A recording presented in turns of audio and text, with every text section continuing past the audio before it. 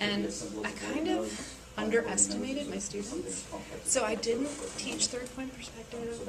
I didn't try to get them to complicate their houses. So I'm always kind of trying to find that balance between really challenging the kids and also pushing too hard, And I think that I was able to find it this time, definitely by bumping up all the expectations, because the kids really stepped up.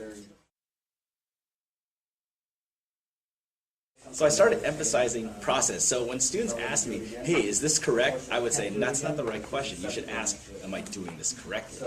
And so I wanted to really focus on the fact that they should learn how to do good process and not just focus on.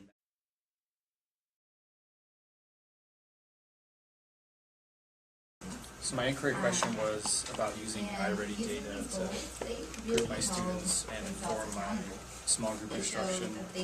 I found out that it was a lot easier to group kids using iReady. I used a lot of the data. iReady will do, are they meeting their goals? I forget what they're called, profile groupings. And I guess then that I differentiate pretty well. I think I can. My inquiry question was, how do I create a rigorous learning environment through blended learning to meet diverse student needs? The way my blended learning works is I start a lesson coldly, about 20 to 25 minutes, and we have been using thinking maps. Having kids write the process down, and I've had them use sentence frames, and so they get to practice everything that they have written down while solving a problem.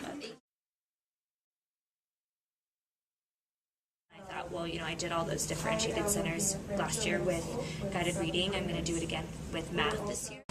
By doing these activities, I hit on a lot of those standards without even knowing it.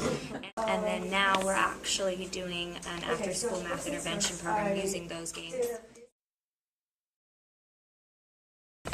What would happen to student assessment scores? Basically, before and after a blended learning environment was introduced. It turned out that trying to implement the blended learning thing was a lot more difficult than for blended learning, there's a really big sense of self-efficacy and self-motivation. You have to be driven to be able to do that kind of stuff on your own.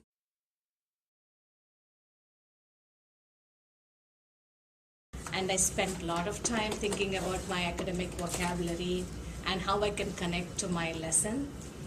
And the instructor was talking about exit tickets.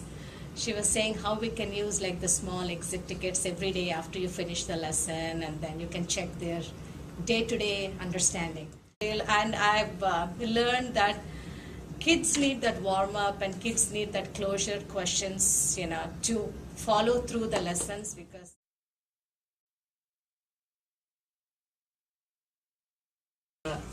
how can I use art as a tool to develop visual/media literacy and develop critical thinking skills around social issues?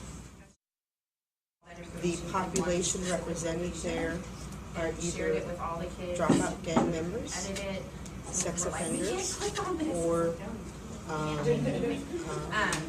transgender or gay. There's an artist by the name of Tatiana Fazlalizadeh, I hope I'm saying her name correctly, who created a poster series of street art called Stop Telling Women to Smile. It was based on the issue of street harassment and how women are, catcalled. I think they enjoyed just